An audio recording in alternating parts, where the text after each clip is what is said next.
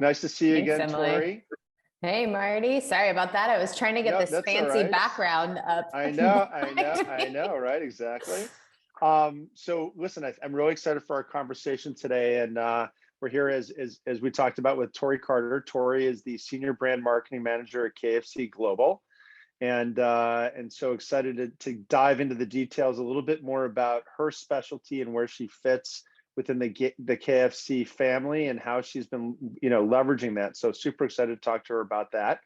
And before we kick off, I've got to do my little spiel about AdMix and tell everybody what we are and who we are. And as simply as I can put it, we're the gateway for brands to enter the metaverse. And I know everybody right now is going, well, what does that really mean?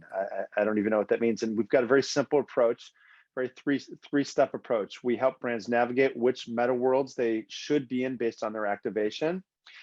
We then help them build. We've got a team of over 30 developers, and then we help them activate it. And what makes our model unique is that we mitigate the risk for the brands. We own the land, so we can do a short-term rental or a lease to own for a long-term. As I mentioned, we help build. And then more importantly, also besides activating, because it's really digital experiential, is that we're actually able to execute this transaction with IOs. So don't have to worry about converting any of your marketing dollars to cryptocurrency and try to, well, you could if you wanted to watch your finance guy's head explode, or women. But anyway, but enough about me and AdMix. We're here to talk about Tori and to hear all the wonderful things that she's been doing. I thought it was just great, Tori, when one of the first things you mentioned was the fact I can't address anything that has to do with KFC in the US. So, with that caveat up there, I really would love to hear if you could share with the audience a little bit more about your role and the eye-opening expansion that KFC has been on for quite a while that certainly, again, surprised me in terms of how vast the KFC empire has expanded. Yeah, absolutely. And I mean, to be fair, I definitely could share a little bit on the KFC US team, of course. Of course, I know. We work very closely with them. But, I know. it's in my role, it's, all my friends and family are always like, that's so cool what KFC is doing. And I'm like, it is so cool what those guys are doing over there. Because as you said, Marty, my role is I sit in the global division and the global office within the US. So we basically act as kind of the spoke or the center of the brand for all of our international markets. And I have a couple of slides I can pop up just to share. Sure, that would be great. With you guys. Yeah. Just to kind of give you a little bit of an idea. Let's see if this works. We're like a team. Look at that. Are they up there and everything? They're up there. Yeah, we can see them. Starting with discussion. Do we see KFC at a glance now? We do. Beautiful. Cool. So yeah, we like to refer to ourselves as kind of the universal fried chicken restaurant, because I think while many of you on the call are probably super familiar with us as this US brand fried chicken, we're actually quite large, and we've been a top global brand now for 20 years. So we were recognized again by Interbrand last year, one of 3 QSRs. So we're super, super proud of that. And that's of course measured around global scale and impact, not just showing up in the US.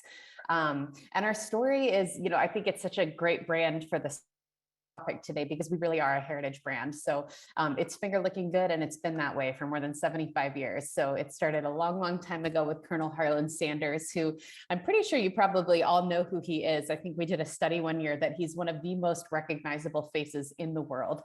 But he created this finger licking good recipe more than 75 years ago, secret herbs and spices scratched out on the back of the door to his kitchen. And he had quite a journey into taking the brand to where it is today. So this is a little bit small and hard to read, but really an incredible person, Colonel Sanders, on his journey to making the world's most famous fried chicken. So he had all sorts of different jobs, I think, that taught him the resilience that you need to create one of the most famous recipes in the world. But he perfected that recipe in 1940 and then partnered up in 1952 with Pete Harmon, who was our first franchisee in Salt Lake City. And then from there, he went on to be the spokesperson to the brand after he sold it in 1964, continued on as the face of KFC almost until his death. So really this incredible story of this incredible man, and it has turned into this big global legacy. So I think people are often quite surprised to hear about how global KFC really is, but we have more than 25,000 restaurants around the world.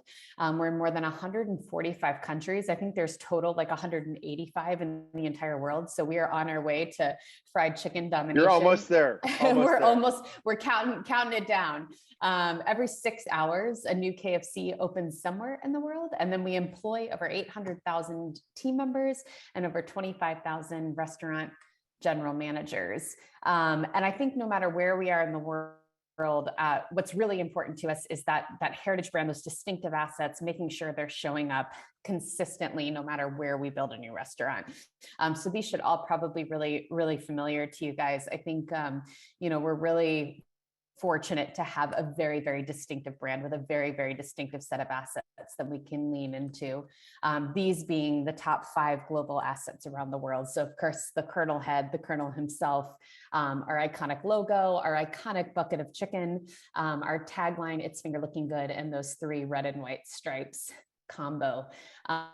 And then I think the other thing we're really intentional about as we show up on the world is the stories we're trying to tell. And I think one of the previous speakers spoke to that as well. So it doesn't really matter the creative execution of it. We want to be telling the same stories and within the same brand world everywhere we go. And for us, that's around being finger looking good. So it's always about our craveable, delicious, world famous fried chicken that you just can't resist. You can't wait to take another bite of. It's about doing things the right way. There's probably a lag here. There we go. So that's around our food, planet, and people commitments. So serving up, the highest quality chicken that we can, doing good by the planet. And of course, we're a very people first business. So really looking after our team members and our communities, no matter where we are in the world. And of course, no matter what story we're telling, we want to make sure that it is in the spirit of the Colonel. So for those of you that don't know, he was a very feisty, entertaining, fun guy. And we try to bring that kind of tonality in that world to life, no matter where we are in the world and the stories that we're telling. So just thought would be a fun little intro into who we are to get started before we start talking about the craziness of other parts of the world. Yeah, no, listen, that was awesome. It's always better to show visuals if you can. It really has a bigger impact. And so two comments. So first of all, love that the Colonel was born September 9th because I was born September 8th. So there you go. Commonalities. You've got the glasses exactly. and the facial hair going on. Exactly. Too, yeah, I just need to trim down the facial hair, just trim it down a little bit. And then when you have time, I've got this great KFC movie that I want to produce. I love it. Let's talk. We'll talk about it offline. We won't bore anybody here with it, but it's very funny. So listen, I think that was great. And, I think one of the things that was really important that when we talked and that you obviously just showed with the fact that you guys are everywhere pretty much, well, with the exception of those other 40 or so countries you haven't quite reached yet. I think, and it's coming through in everything that everybody talks about now as a brand, is you've got to be authentic, right? Mm-hmm. You've got to be community focused.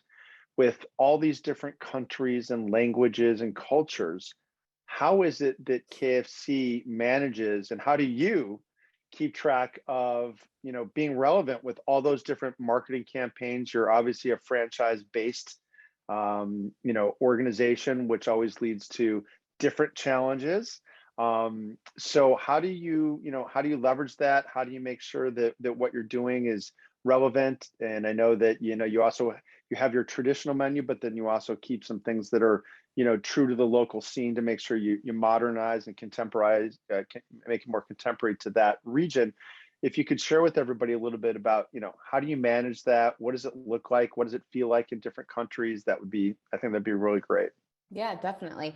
So I think that's actually like the magic of working with franchisees around the world. And it's also the magic of having a very decentralized creative business too. So in my role, again, I'm sort of this wagon wheel. So my job is to really make sure that heritage part of the brand, the stuff that we know back to the beginning, brand 101, that we know works, that we know is a part of who we are, regardless of where you show up in the world. So that comes down to our distinctive assets, our global brand positioning. I think what's critical to the success of showing up as a relevant brand in all the different markets that we operate in is that really strong partnership with our franchisees, as well as we've got local business units across the world as well that partner directly with those franchisees. So it's kind of my job and those business units' jobs to make sure that the franchisees feel the brand as much as we do. And then the franchisees in turn can bring to us those local insights about the market, what really makes the consumer tick, what's important to them from the world's most famous fried chicken shop if we show up in, say, Mongolia. So that's where it's kind of this magic combination of we've got this global brand icon, but how we localize it is really through working with those local partners, working through our local business management units who have a really deep grasp and understanding of the local culture and how we can show up in it in a relevant.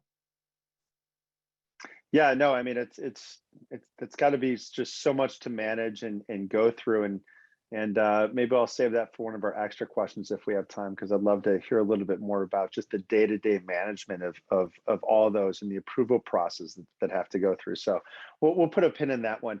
And I know that we talked about showing some commercials. Do you want to try and show some? Yeah, I do. I've got a couple. Let's hope that the video gods treat me nice on this, but I thought it would be fun. One for one so far. One for one so far. Let's see if it keeps us going.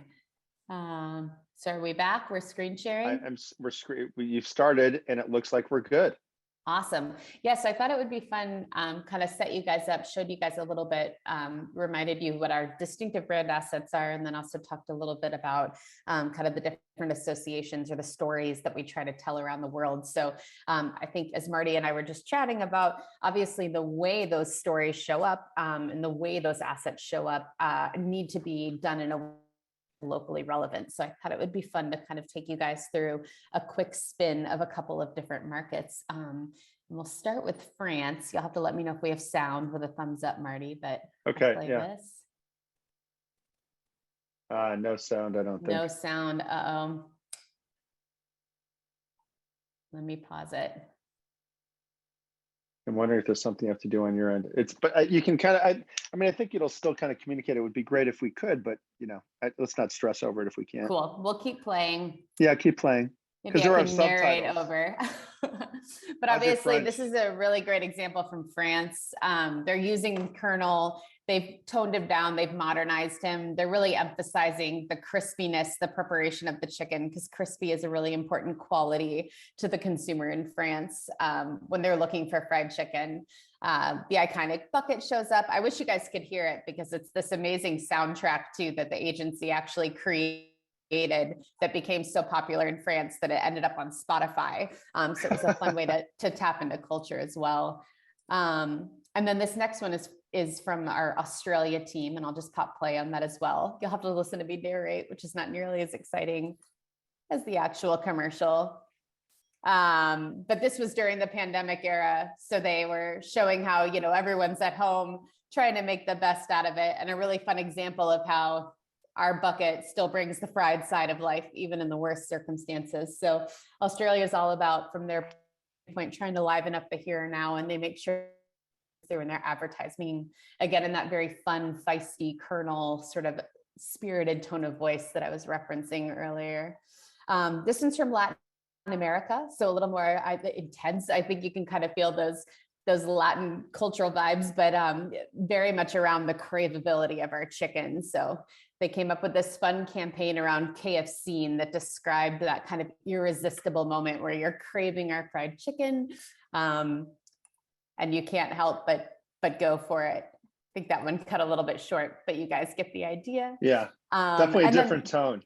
Totally different tone, yeah, but still in the KFC world for sure. And I think when you can hear the voiceover, even though it's kind of a different tone, you still hear the lightness. It's obviously tongue-in-cheek. KFC is a made-up adrenaline kind of play. So yeah. Still in that spirit of the Colonel. And then finally, this one's a little bit more speaking to the purpose work, but this is from our South Africa market. I'm assuming there's still no sound. So yeah, still no sound, but yeah, you can get there's still that very distinct difference between the cultures that you can definitely tell in terms of how the visuals are coming across. Yeah, exactly. And I was going to play this last video, but I don't know if it'll have the same kind of effect without sound, so I might just cut it. All right. But, I think we get the vibe. Right? We get the idea is that it's taking that the special secret of the brand message and the brand feeling and communicated it and marrying it really with the local vibe in a cool, hip way that's relevant and important to that community. Yeah, that's right. And then the last add in there that I did just want to speak to, because I think obviously, I think most of the time when you're operating in a business like this, we never do a global commercial or a global creative or a global campaign, or we've rarely done it in the past because, you know, the world is moving in such different places, and what's relevant and topical in different regions varies. But actually in 2020, as a result of the pandemic, and I'll have to let you guys Google it because I'm not able to play the video, but it was kind of this amazing moment where we found this moment in time where actually almost every single country is going through the exact same thing at the same time. We're all in this pandemic. We're all like working through it. And it was the early phases kind of, you know, before vaccines where there was some solutions in some markets, but not in the others. And we were able to do a really fun campaign as a global team where we actually ran the same creative across over half of our markets, censoring our tagline, because obviously during a pandemic, it's not okay to lick your fingers. So we kind of tackled that one head on. So I'm getting some instructions in the chat on how to. Oh, there you so go. Maybe we can, if we have time at the end, I can play that video for you because it's super fun. Okay. All right. Fantastic. Well, listen, thanks for sharing those. You know, it really communicates, I think, even without the sound, the you know, as I talked about before, the look and the difference, the feel of it. You can definitely tell the you know, communities or the regions that were being focused based on, you know, kind of how it was being shot and the visual cues to it. And you know, when we spoke the other day, you know, one of the things that is such a challenge when doing all of these, and I just touched upon it a little earlier, and that is there's just so many challenges working on the international side of the business. And you know, we talked a little bit before the other day about some of the challenges. Do you mind sharing with everyone, you know, on an international scale and doing this kind of work and working with franchisees in different markets and making sure everything is, you know, brand safe, but at the same time on point? How do you, you know, what have been the biggest challenges, or two or three that you faced working internationally from that perspective? Yeah, definitely. I think one, especially when we're kind of in and talking about the world of creative, is while the markets are all doing their different things and they're all, you know, producing creative that's relevant and local to them, the reality is that we are still a global brand. And to a lot of consumers, they don't understand the difference between, you know, KFC Australia or KFC South Africa or KFC Russia. So I think one challenge that we have sometimes is when someone does really good work, or if someone does actually some controversial work, is that it's likely that it will travel if it starts to hit earned media from a brand and creative standpoint. So we've definitely had some instances in the past. The UK is a great example. There's a certain sense of humor, I think, that they're able to get away with the brand in the feisty space, where they can really push the envelope a little bit, and they can get quite edgy with their brand and their communications. And it's, you know, it's still within the brand positioning. It's definitely in the spirit of the kernel, but it's not the same type of sense of humor that, for example, would be acceptable in the Middle East or even parts of Asia, even Latin America. So we've definitely had instances in the past where, you know, we'll have one market wanting to do this really awesome piece of creative for their market, but then we have to think about how it might affect other markets in turn. And then of course, cultural holidays, things like that. As you start to get the brand into joining cultural conversations, there can be differing opinions on things based on what part of the world you're in. So yeah, it starts to turn into a very interesting, as the brand starts to join big conversations, starts to try to play in culture. You know, we have to make sure we're still showing up as unified, but also letting them kind of have that relevance. So I think that's probably our biggest challenge when it comes to brand expression and brand creative. So sort of the cultural relevance without necessarily stepping on any cultural taboos at the same time. Exactly. Yeah. Which yeah. is, And you know, doing it's what's hard to right. navigate. It's definitely hard to navigate that. And and I imagine you've got to have a lot of local input from your local teams and agencies and franchisees, because at least you've got a good test market, right? You never want to go in somewhere and find that your ad or commercial is completely offensive to the local culture, instead of like really taking that into consideration, which is, probably why you've had so much success expanding internationally is because you've taken that approach. Yep. And it's so important. Even regionally in the US, everybody's got different cultural relevance. And if you're tone deaf to that, you can completely miss out on it. So that's great. Thanks for sharing that, because that's really it's exciting to hear. And I think if you're focused on one market, you sometimes forget from an international standpoint that how much more amplified that is at an international level. So you've had such a unique path to where you are today. You've been in a variety of different industries. You've been in the entertainment business, and you've worked, both in talent and as a talent. You went back and got your master's degree at Northwestern, which led to a strong career in PR and marketing, working for some heritage brands. Talk a little bit about your background and how that what you learned in the past really kind of helped what you're doing now, or what were the big pivots that you kind of had to make in terms of your career. Yeah, for sure. First of all, the biggest learning I have now in retrospect is I used to be pretty embarrassed about my background and try to hide it or fudge my resume to make it look that I've always been on the singular track of brand marketing and PR. And I think what I've learned, and I encourage everyone else to kind of have this mindset too, is your experience is your experience. And it actually is what makes you unique and marketable in some ways. So now, instead of shying away from it, I'm really proud of it. And it's just my journey, and it's a little bit different.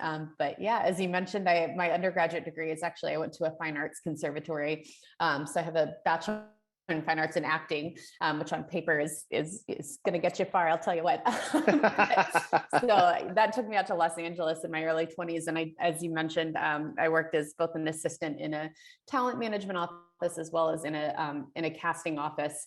So was kind of exposed to marketing and commercials kind of that way in a more traditional way. And then I also did some acting, primarily commercial voiceover work. And I remember sitting on a set one day towards the end of my very short-lived acting career. And I was like, I have the most boring job in this room. Like, I'm literally just told to sit here in a corner with my book, like for most of the day, until they like call me up for 5 minutes to dance like a chicken. And then they tell me to go sit down again while they do all the like cool creative and production and think about the strategy. And I was like, this is the worst.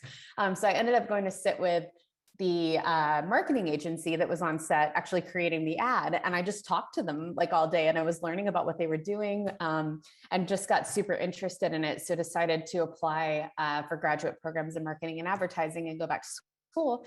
And then coming out of school, was mindset on going into an ad agency, being executive. I wanted to work in advertising. I wanted to make commercials. And then I got an offer at Yum Brands to work on Pizza National as an internal communications analyst. And I was like, I don't even really know what that is, but I have a lot of student debt and this pays it better than that job pays it. So I guess I'm going to go be an internal communications analyst. And it's led me to this incredible career in communications, public relations, crisis management, proactive PR, and now in brand and creative marketing. So, which is ironic because the role I'm in now is a very like long around the rosy path to what I had initially been after almost 10 years ago. So yeah, I guess my message there is just would encourage everybody to be open-minded. I think I've learned so much about all the different roles that I've had, and kind of let the journey guide you and trust where the universe is taking you. I guess it sounds kind of don't cheesy, be afraid.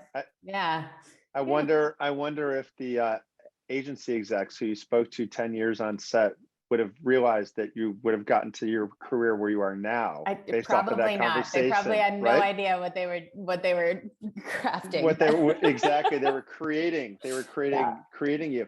But I think that's also a great takeaway for everybody. Is, you never know what conversation is going to impact your life in a way that's going to take you in a totally new direction where you could have tremendous success. You just got to go out on a limb sometimes and really, as we like to say, skate to where the puck is, but you've got to kind of put yourself out there, right? You've got to be in those situations. You've got to ask questions because you just never know what you're going to learn. And we're all on a journey, and there's not any, path that is the right one. It's a right? mentality they taught us as like young aspiring artists, like is where I learned that. They always said, say yes to everything, because you never know, like the silliest, smallest student film that could end up being like, the next Steven Spielberg. So always say yes, always jump in on any project you have time for. And I think I've always kept that mentality, which sometimes gets you in trouble, because then you're It like, oh does, God, yeah. I I mean, said you have yes to to be too able to many say things. no, right? Exactly. You have to be able to say no. Yes. But I think But it's about that openness, right? That you're open yes. to learning and exploring and seeing what else is out there, and you just never know where it can take you. And it's I think certainly a really important takeaway here is that in any role or in any whatever you're doing, you have the ability to change. Just a question of learning, right? And you could run international marketing for KFC one day. Dream big. I'm not running it Ex- yet. I'm just Not helping. yet. Again, I'm just Okay, the you're little helping. wheel on I'm the sorry. spoke. I'm sorry. Yeah, sorry. I've Don't give me promoted too you. much credit. I I promoted you. appreciate that, Marty. That's Of very nice. course, Thank of you. course. Uh, and I think that I one of the things that we also talked about, which I thought was really interesting, is that because you don't specifically focus. I know that so many times people think I want to get into marketing and it's about commercials or like you did, Yeah. but you never even probably were open to the idea because you weren't exposed to the international side of the business to even know what that even meant, right? So like help us understand, like was that when you originally thought of this, did you think about getting to the international side of the business, or was it just sort of a natural progression of what you were doing, and it's just you're like kind of that same mentality? Yeah, I'm open to it. Let's see what it brings. Yeah. I mean, I think it was definitely a little bit of it's where I happened to land. So just happened to land in the international side of the business out of college based on what they were looking for. And it's definitely always piqued my interest. So I've been an avid traveler almost my whole life. And then did a global perspectives version in my grad program where we did some time in Japan and China, kind of studying again, how brands translate kind of in different markets around the world, or how a US brand comes to life in a different market around the world. So it was definitely something of interest. I think if you have the opportunity to work on international marketing, it's super cool. It's just like getting that kind of exposure to different cultures and people around the world, and getting to think about, how something shows up one way in one region and another way in another. And just, I've been so fortunate to, I think I mentioned in the upfront around KFC, we're definitely a people business, all the way from our restaurants to our support centers and the people I've met around the world. Like it's an insanely cool thing to say, like, I literally have friends around the world that I could call on where you are. So I think if you have the opportunity to kind of take a brand and figure out how it works in the context of an entire different culture, I would definitely encourage you to jump on it, or try to find yourself an opportunity to do so. Because I think it's a different way of thinking for sure. And yeah, that's really cool. Yeah, no, absolutely. And it's and I think the reverse can be said of international brands trying to come to the US as well, because I've certainly seen some disconnects there. And I think that you can definitely, isn't in any life, you can just get kind of myopic in terms of the way that you view your brand, your importance, your so many other things, without taking into consideration that that's great here, but that doesn't mean that that's guaranteed over here. And I've got to think more about how I'm approaching it to make sure it's authentic. Yeah. So that's that. Thanks so much for sharing that. And then, we talked a little bit how you kind of found your way to the international side of the business, and we've touched on, earlier, like what have been some of the biggest challenges. But outside of just the marketing, like, from just a day-to-day standpoint, what have you found? I mean, is it the hours? I mean, if you've got 25,000 restaurants all over, like, do you sleep? Do you have calls at all hours of the day? And what are the like if somebody was thinking about getting onto the international, or had an opportunity right now, what advice would you give them outside of doing it and it's fun, but like what are some of the things to consider also that would be pulling on you personally, professionally, that you probably didn't consider? Yeah, so it's 100% odd hours. That's spot on. I will say I do sleep a lot Clearly, more. I've got some experience there, by the way. There you go. You understand. I'll say I sleep a lot more now that I'm not in crisis management. So definitely that one. Yep. That one will push the hours a little bit. But I think you just kind of adjust to it. And I think in this new day and age, in this world where work has gotten a lot more flexible, I think for a lot of us, it does make it easier to manage. I think you just have to be comfortable in the gray. You have to be fluid. Your day might look like, I think I learned the hard way, you can't start every day at 5 a.m. and work until 10 p.m. So like you stop in the middle of the day and you take your kind of hours there. I think I became a mom in 2020, and I'll have another one coming later this year. Yeah. And so that's been a lesson in itself of learning. Thank you again. But like blocking the time, like there's an hour and a half window where my kid's home at night and I'm going to eat dinner with him. And so you just make sure that you're not kind of intruding on that time to sort of keep that family life balance, I suppose. Jet lag's a real thing. When we haven't been traveling obviously for obvious reasons for the last couple of years, but just remembering that. And I will say that's a challenge too when you're on the other side of the world and you get off. I've had instances where you get off the plane, you go to the hotel, you shower, and then you go to the office, and that's how it rolls. But but I would say it's definitely, again, it's like worth the experiences that you get from it if you have the opportunity, for sure. Yeah, no, I've worked for a couple of international companies, and the time differences are really hard. When I started here at AdMix, I was we had one other guy, but he had lived in the UK, so he was more and traveled and worked internationally, and like a lot of our calls started at like 7 a.m. for me, and I was fine with it. I didn't complain. I didn't say anything. But as my team kind of grew and our more presence there, they started to change it to make it more workable hours. Yeah. And I didn't mind because I'd get up, but then at 3 or 4 o'clock in the afternoon, I'm like, why am I dragging so much? I'm like, because I've been on call since 7 a.m. It makes for a longer day. But to your point, you've got to, as a result of that, you have to juggle that management of your time a little bit differently. But it is nice, except when I did have that 4:30 a.m. call that one time. Yeah. But you know what I did? Yeah. You know what I did? I got on the call, and you know what? Ever since then, we've never had calls. People are more conscious of the time difference. You do what you can. We've got a lot of support folks in California too, and they quite often get hit with those 4 a.m.s, 4:30 a.m.s. Oh yeah. And then I always feel bad for the Australia market. Anytime we try to do a true cross global, it's like 11 p.m. for them, and we're starting at 6 a.m. So you really can't go much earlier. Yeah. So fantastic. I think we're getting to that point. We'll throw it out to the audience real quickly before we have to go and see if there's any final questions for Tori. And if there aren't, I did figure out how to use the sound, so we can watch the global creative campaign if there you go. Let's do. Here we go.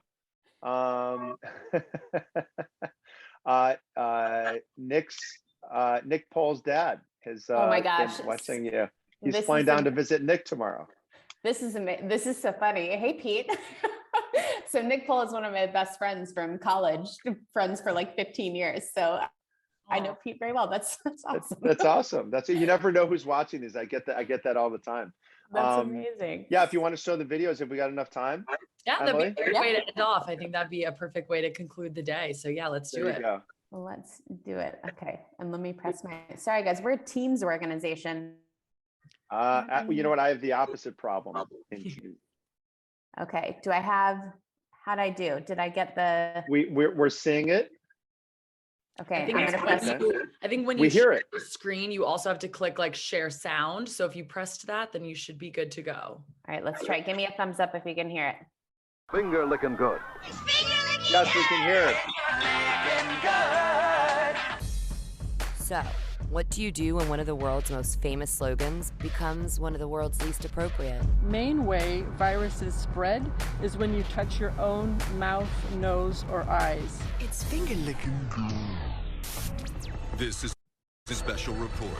So KFC is changing its slogan for now. KFC is temporarily dropping the slogan, finger looking good. KFC has been saying the same thing about its chicken for 64 years. The slogan de KFC is no more. It's the latest victim of the pandemic, as it doesn't fit with COVID messaging on hygiene.